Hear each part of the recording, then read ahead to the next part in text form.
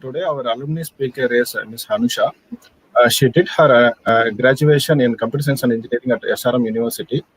She worked in a Hewlett Packard e-commerce project as a system analyst for 2 years. Pursued her master's in business administration from VAT University, specializing in operations and marketing. She did her summer intern at the University of Tor Vergata, Rome, in the year 2019 in operations. She worked in developing a cost-efficient model for obsolescence management in Ford India Private Limited under Material Planning and Transportation Department. She has won laurels of paper presentation in several symposiums and published her work in Scopus Industry Journal. She secured a meritorious award for her academic performance in MBA and also received the Achiever Award during her MBA in 2018 to 20. Now, she is working as a business analyst in a pre-sales, a customer-facing role, working on proposals in the customer packaged goods domain in TCS. Over to Hanisha now. Thank you, sir, for your introduction. Good morning, everyone. I am really happy to address you guys today. So I'll share my screen. Let me know if it is visible.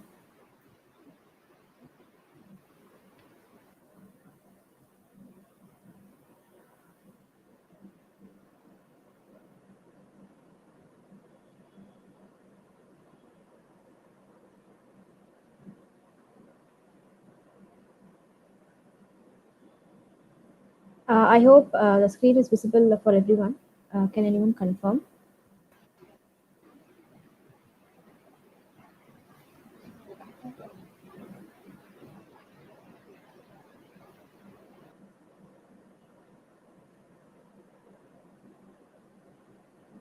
Okay, I'll get started then. Thank you for giving me this opportunity today to address you all, guys. I feel immense pleasure in being an alumni of SRM and addressing you guys today.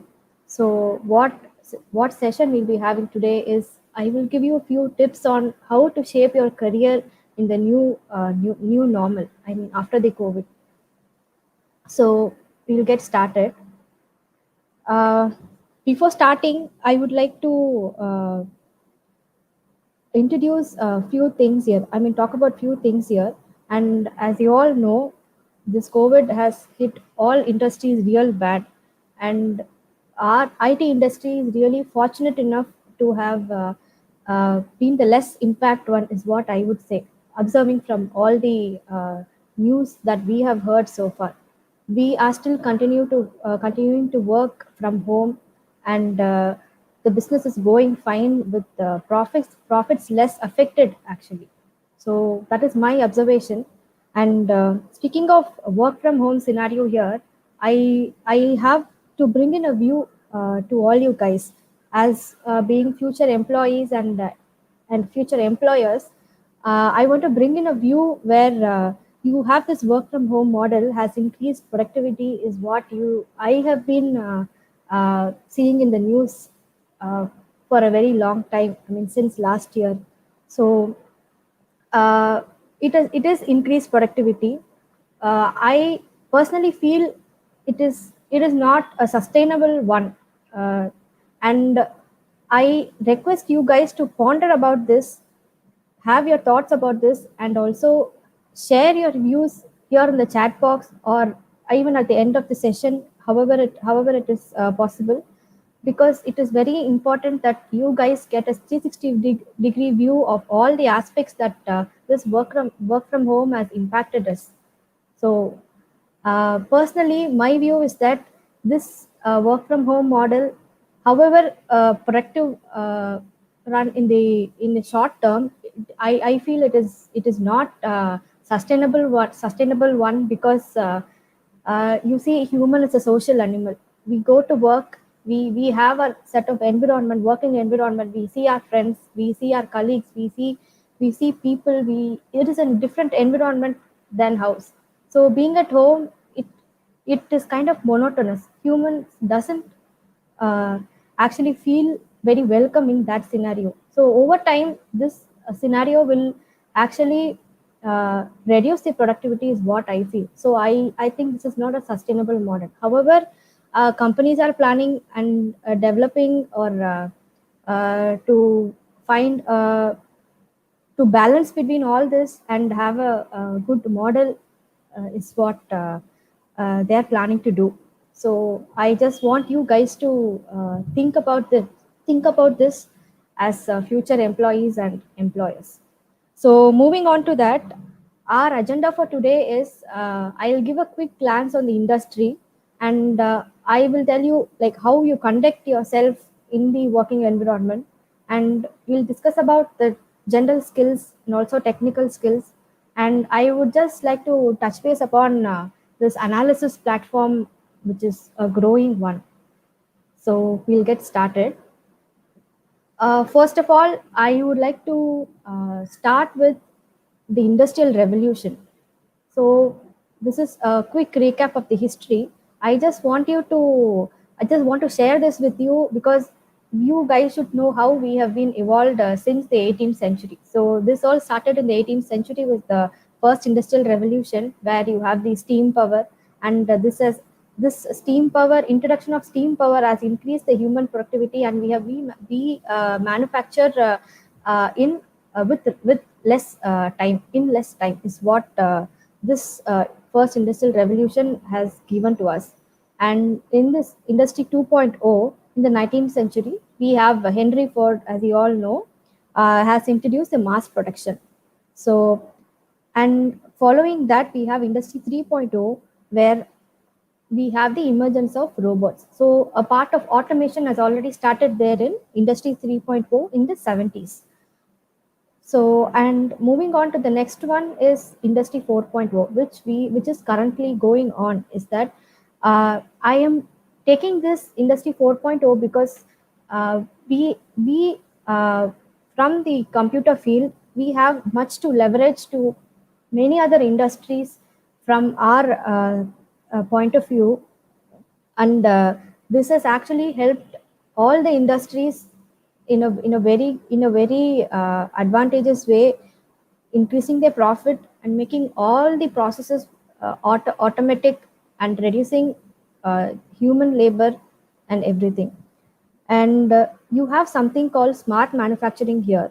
Smart manufacturing is nothing but you have your cyber physical systems, and you have your digital technology and machine learning and big data. And I mean, that is from our end that we are giving them, that creates a more holistic network in the working environment in the production is what I'm saying here.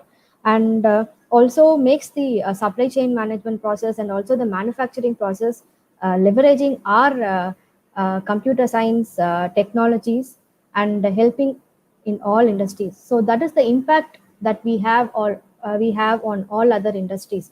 So why you have to study, you have to know about industry 4.0 is that you as a student, you will be studying things in theory, but ultimately you will be moving on to the industry. So it is very important that you know what is actually happening in the industry, so that there is no gap between what you learn and what you have to perform in the industry.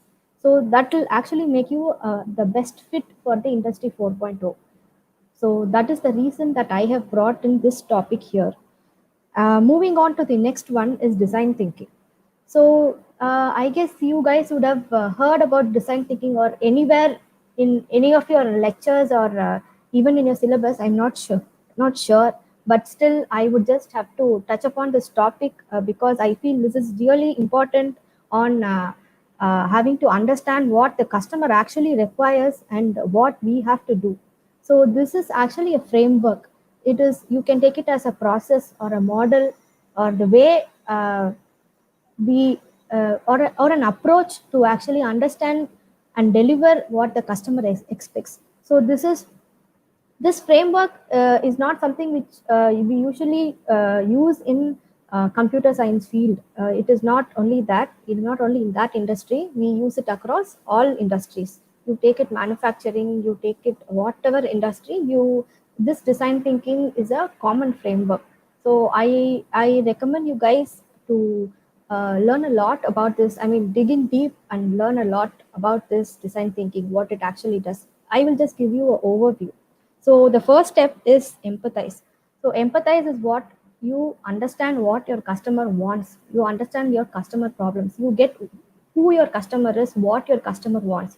That is called the empathize step. And moving on to the next one, you have from empathize you go to the define step. So define is what you identify the challenge, you identify what the user wants. In the empathize step, you know who is your customer. You understand very deep about your customer, you understand them well, and then you go to the define phase where you get to understand their problems, their challenges. And once you understand that, you ideate in this step. What you do is you actually combine all teams that is required. You have your testing team, you have your design team, whichever team is required, you will be taking them, and you will have a brainstorming session on how to address their problems and how to build a product to address their problems. And then once that brainstorming session is over and you have your conclusions, you prototype. You bring all your discussions into reality. You bring the best result into reality. So that is what you do here. And then ultimately you go to testing. So testing is what you see whether this what you have developed works or not with your customer. So that is about design thinking. It is a very human centered approach is what I would say. And this actually does not deviate much when you follow this approach to deliver what your customer or you address your customer problems here. So I recommend you guys to look into this in your free time. So this is about design thinking. And yeah, as you all know, we have product and service companies. So you will be getting your placements. You will have product companies and service companies coming to recruit you guys. So we have a pre-notion that product companies are better. So you will get a good package if you get placed in product companies. So I would say that is not the case here. One thing that you should all remember is that wherever you get placed, you have your skills, you have shown that to the recruiter, and they find you are the perfect fit for the job, and they can train you. So don't think that if you didn't get placed in a product company, you are lesser than anyone, or there's nothing like that. In fact, getting placed in service companies and then moving on to product companies, that gives you a really great edge among everyone, because uh, in service companies you actually get to work on what the client wants. So those requirements will be given by the client, and you will have to provide your service by implementing their requirements and ultimately delivering it to them. So you have a better understanding of what the customer actually expects from the service companies. And when you move on to product companies, you actually create a demand for your products. So whatever products you are doing and delivering to the customer, your customer can be a B2C customer. You can directly deliver it to common people, or you will deliver it to say, if yeah, we have Zoho, right? Zoho attendance or something. I have seen that our college has a product which was given by Zoho. So that will be a B2B marketing is what is called here. So let me not get into that in detail. We will just focus on the product and service companies. So what we have there is that you understand the customer better. So when you develop a product and when you are in the process of developing a product, it is easier for you than people who has been working in the product company since the beginning. So that actually gives you an edge. So please don't have that notion that product companies are better, service companies are better. Wherever you go, whatever you learn, however you make it happen, however how you make it happen and learn things and make a difference there is what makes all the difference. So moving on to that, I will just touch upon this attitude. So attitude is something very important. It is a key factor for your survival. So however your knowledge be, however great you are, or however normal, however your performance is normal, it is very important that you have the right attitude to survive. So according to me, what I have thought, these four are the important factors that actually builds one's attitude in surviving in the industry. So whichever industry you go, these four key factors are very important. So continuous learning. Um, According to me, I believe that learning is open to all. You from a born baby till you die, you always keep learning something. So it is high time that everyone should believe this, and you always should be open to learning whatever it is. Uh, anything for your survival is how I put it. So learning is something which will, it may be a small thing or it may be a very big learning. It is, you should have the attitude that I this will help me in any way. This will help me in future wherever I go. You may not know this. I am sharing this because I have personally experienced it, and it is very important that you guys second and third years, uh, it is very good that if you have an open thought about this. So wherever you go, keep learning and be open to new things. And in the industry, this is what actually people expect you to. You, if you are multi-skilled at a job, that is what the recruiter is looking for. So one person doing is skilled at multiple things and multiple talents is what the recruiter is looking for right now. That trend is here right now. So I request everyone to be open to learning, and uh, just explore your in area of interest, and learn new things every day, even after you join the industry, and even when you get promoted, always be open to learning. So then I come to initiating personality. So what this you would have heard a lot from our professors. They would be saying you should always volunteer to do things. So it is the same in that case also. We wouldn't be knowing that now, but that is the case when you go to industry also. So it is better that you all get enlightened now itself, and always volunteer to do things, or any function you go organize and you do it. And as SRM students, we have that privilege of organizing many functions, and we are given opportunities to do that also. So be happy about that, and always engage yourself in organizing functions or events, whatever may come. So always follow that in the industry too.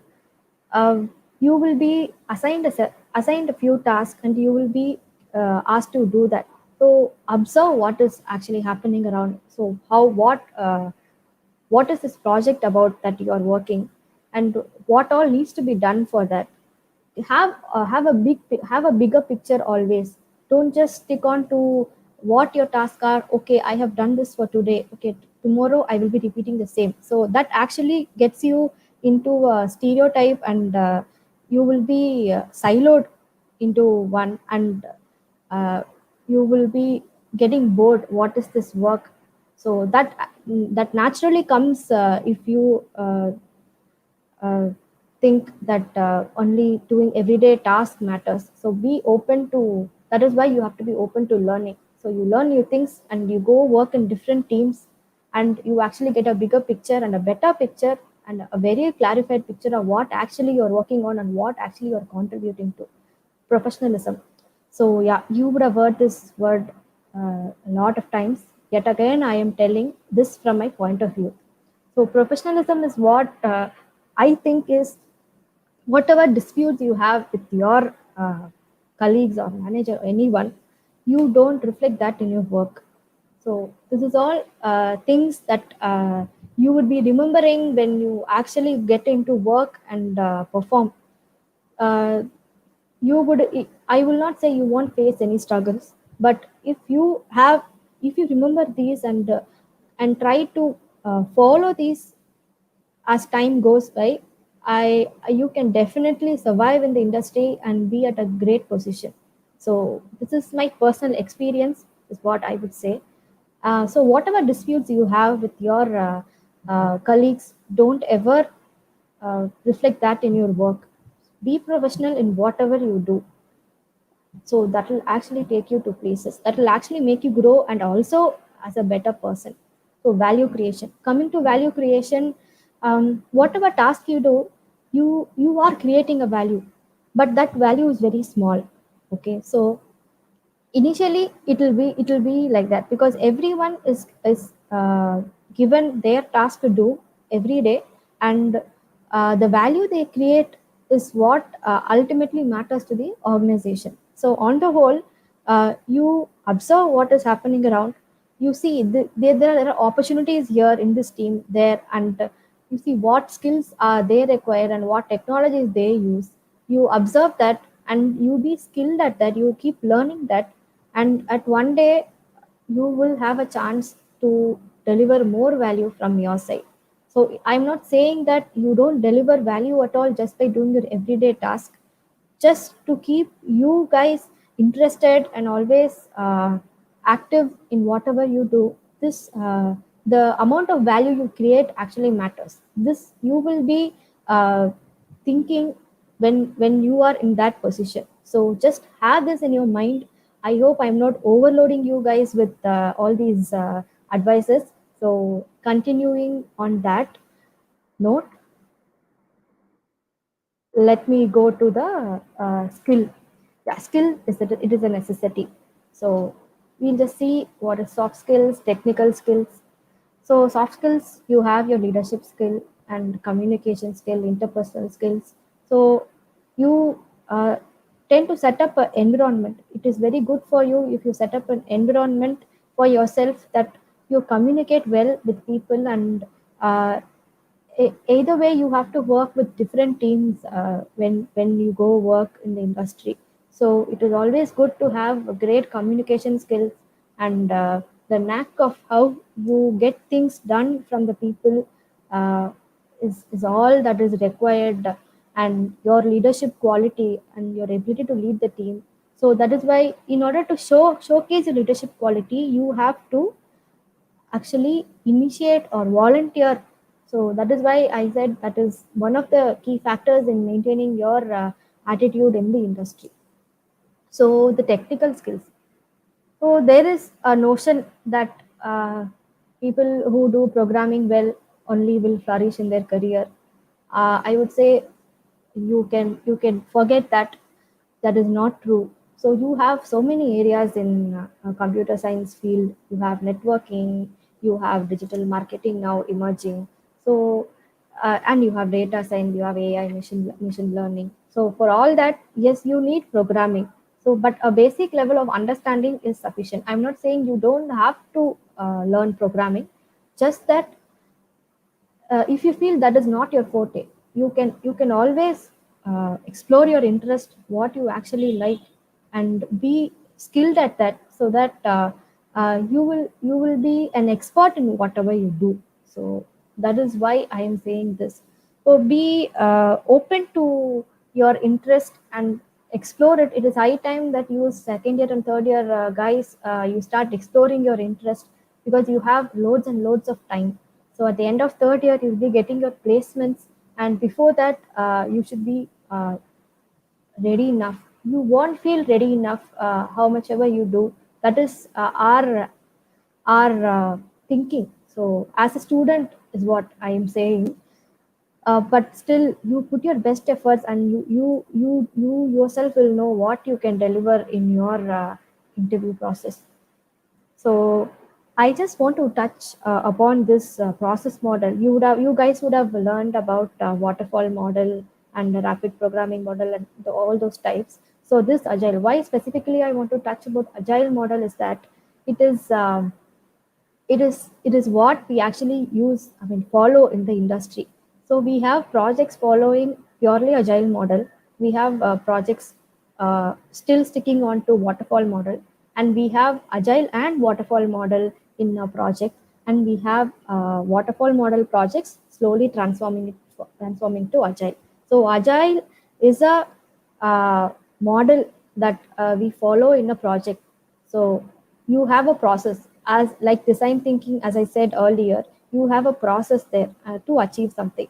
So here, this is also the same. You have a process there to deliver your requirements the customer has asked. So what is Agile is that you continuously integrate and develop, integrate whatever requirements and increments that is actually there in the uh, list.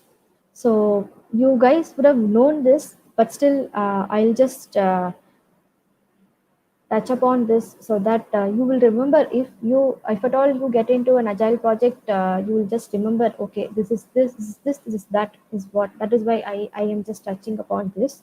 So you will hear a term called continuous integration, continuous development, CI/CD. So this actually associates with agile model. So in waterfall model, what you do, you develop the product and then wholly, and then you test. But agile is different, where you actually keep developing, and when requirements keep adding, you make changes on the go, and you will have a track of that, and it is transparent to everyone, so everyone can update that, so it is visible to everyone who is doing what and what is to be done is very clear in this model. So that is why they say agile is a very efficient model. So and one thing is that you have agile ODC also. So your workspace, an agile project workspace is how you find is you if you just stand up, you can actually look at everyone. So you don't have a cubicle as such in that. So that is one interesting thing that you can know about this agile. And yeah, so in order to follow agile, we have a framework called Scrum. So you would have heard these terms together always, but these are two different things. Agile is a process model, but Scrum is a framework.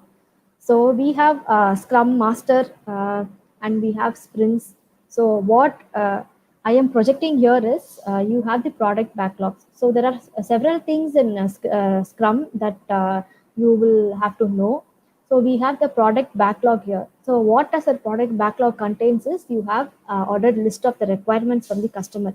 So this is a dynamic list. It keeps updating. Okay, once every time the customer gives their requirement, this keeps updating, and then you have the sprint backlog. So what is a sprint backlog is you choose several requirements from the few require. If this has 30 requirements in the product backlog, you take 10 requirements from the product backlog and you put this in the sprint backlog. So you will have this, and you have the sprint time. So every you have several sprints to deliver your requirements. So a sprint is usually 3 to 4 weeks is what it is timed. So it will not be more than that. And you have everyday meetings that is called daily scrum. Daily scrum meetings, you have 15 minutes of meeting every day with the scrum master, who will be facilitating the meeting with the development team. So this meeting is mainly for the development team to update themselves what is actually happening and what they have to do for that day to accomplish the task.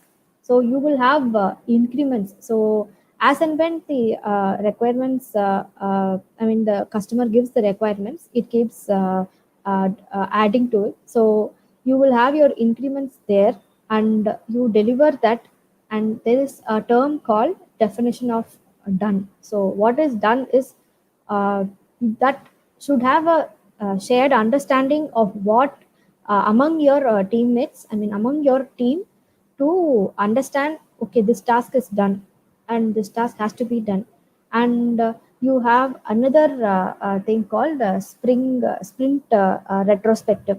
So every retrospective occurs after the sprint review. I mean, once before the sprint planning is done. So this is the last event of sprint is what I would say. And you have sprint review. So at the end of each sprint, you inspect what all you have accomplished and what all increments you have done. And you have the stakeholders also in that meeting, and also the scrum team, and then you discuss what needs to be done, and what's to be developed, and which is remaining. So I think all these three are the same. So yeah, so these things will be discussed in that. And another term that I would like to introduce here is there is a term called tribe. So in Agile, so what is this tribe is you have a separate team working for delivering the requirements.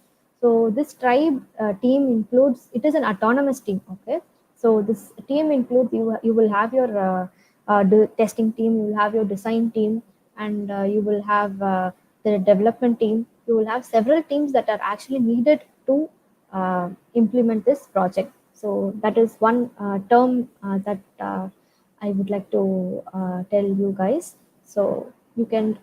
I am just bringing this topic just for you guys to know about this, just to be aware that once and when you go and work in your projects, you hear these terms, it won't be Greek and Latin to you. So that is why I have taken this topic for today's discussion. Yeah, and coming to the very important topic, and you would have heard a lot of information on this from your professors, and many events would have been happened on interview preparation. So I will not uh, explain you more in detail on this, but yes, we will just look into this. So for your interview preparation, I would say these four things are very important to equip yourself before you attend an interview. So doing projects in your area of interest would actually portray you as uh, a better fit than others for the job that you are applying, or I mean the interview that you are attending. So always take up the initiative and do projects under your professor's guidance. Our professors will always guide you guys in whichever area you are interested in. So we have every specialization available here in SRM. So always utilize that and do projects as much as you can in your area of interest, that makes you look that you know this area better. You are an expert in this. So that is what ultimately you're going to present to your recruiter. And internship, so it is same as the project. So this is like you have a pre-company working experience. That is what it shows in internships.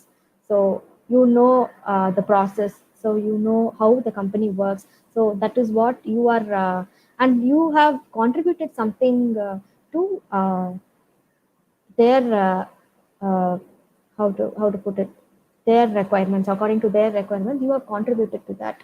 So do projects, do internships, and your certification is also the same thing, that it shows that you are an expert in this networking field, or CCNA you can do it for networking. So you have several certifications here, but very important thing is that you try and learn which certifications are actually good for you, and which is right for the beginners, intermediate level, and expert level. So always have a keen lookout on that and choose your certifications properly. So that whatever you put on your resume, that should have that should be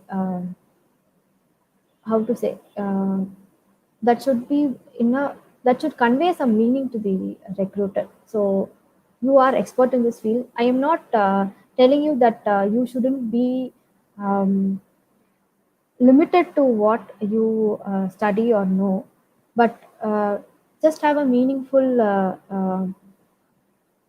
certifications and projects and internship that you do, so that the recruiter knows that you are good at this, good at that, and such things. And coding learning platforms. So you have so many learning platforms for coding. You can practice coding. You have competitions coming up, and you have many companies conducting coding uh, competitions here. So uh, I think you guys would have already participated in that, and This will also give you a good opportunity, and because you can be directly recruited if you rank one or anything like that. And we have so many opportunities here for people who are interested in programming language. So you have HackerRank, you have hackathons happening. So always participate in that, so that you will know where you stand, you will know the exposure, and that will actually give you an edge among all others. So it is very important that you have these in mind while preparing for your interview. So moving on to that, this is just sample resumes that I have put here. So you will find this all in your internet platform. So you don't have to worry about that. It's just that how you actually represent it matters. So you have something called infographic resumes. So Google, Facebook, and all they actually recommend, or they are interested in receiving such resumes. So that will have only pictures. Okay, so infographic is what it means in itself, and you can also specify how well you are expert in that skill, and more like an attractive resume. So, and one bitter truth is that your resumes are just an entry ticket for your interview. So, there has been a time where resumes are everything. If you have a well written resume, that you actually get a good job, you have higher chances of getting a good job. That is not the case now today. So you concentrate on your resumes, but always be clear in what you communicate, or how you communicate to your recruiter on what you have achieved and what experience you have. So that is very important. So always this is just remember, it is an entry ticket to your job. So have your resumes attractive, and whatever you put in your resumes, be sure that you are able to talk about that and deliver that better to your recruiter. So that is what I would recommend you guys. And yeah, moving on to this analytics platform, you have there's a simple difference between the word analysis and analytics. So this is a very interesting topic that more than the topic, it is a very interesting profession that everyone is trying to get in. So what analysis and analytics, there is a small difference. Analysis, you do analysis on what is given to you. Analytics is what actually you have, and you predict, and you predict or forecast, and you model with several algorithms and other techniques, statistical techniques that is present, and with that you come to a conclusion and you solve a problem, anything like that. So there is a small story that I would share with you guys just to understand. So business analyst and data scientist, these are two job titles that everyone wants to actually get into. So uh, in order to understand what actually these two people do, I am just sharing you a little story. I will uh, I will just share this. I will also read from the story. Okay, I will also read the story. So we will take an example of a electrical vehicle startup. So we have three job families here. One is a scientist, one is an engineer, and one is a management person, and another is a data scientist. And we have a data engineer too. So as you all know, the scientist works on building an efficient solution here, and he does a lot of experiments and comes up with the results. And what an engineer does, and what we all do, we take this development, we put it in a right format, uh, or the industry techniques, what we apply here, and then transform them into the production. So, I mean, ultimately, we apply industry techniques and deliver the product. So, and the management, what the management does, they ought to take several business decisions based on the market that is there, and what demand they are trying to create, and how they are going to sell. So this is all from the management point of view. And data scientist, what actually the data scientist does, he works on complex problems, and he will find a solution for that, so that which actually helps the management to take a decision at the moment. So the data engineer will be helping the data scientist uh, implement the outcomes which the data scientist has given, with by following the industry practices. So this is what actually a business analyst, the data scientist does. So I guess this story would have actually given you some idea on what a data scientist actually does. So another thing is that I'll just give you two scenarios. You take a banking company. So I just want you guys to tell which one will be done by who. This one will be done by the business analyst, and this problem will be solved by the data scientist. So in that way, you understand the difference. So I would take that. Just a second.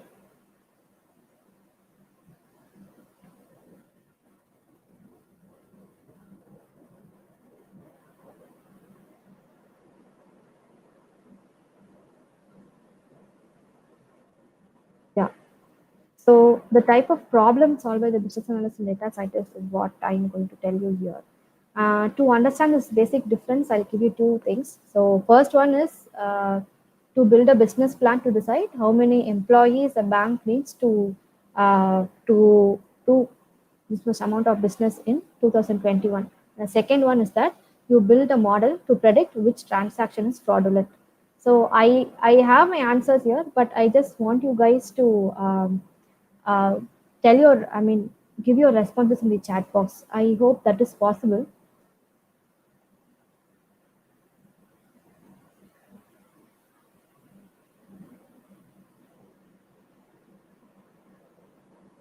Yeah, you guys can give in your responses in the chat box, so that we all be clear of what is actually what.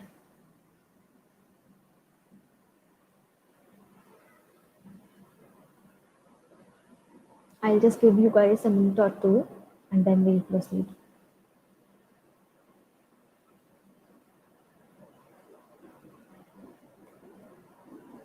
I'll just display this so that you guys can read.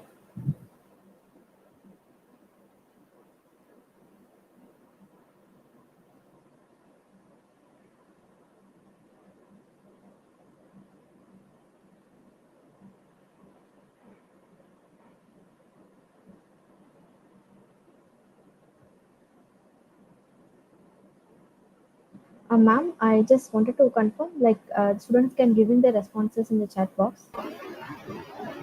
Yeah. Students, kindly post your queries in the chat box. Okay, thank you.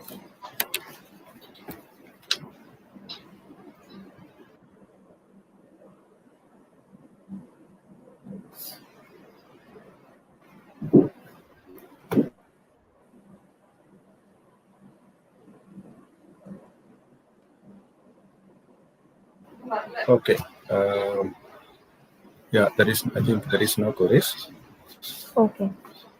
Okay, then we'll take it. Yeah, this was really a nice session. Definitely, I feel the students will get benefited. You gave a brief introduction about you gave a brief introduction about Industry 1.0, 2.0, 3.0, and 4.0. And as a professional students, they need a certain set of skill sets, something with soft skills and technical skills. And more importantly, about the process model, you explained about we are moving towards Agile, right, from the waterfall model for the software development.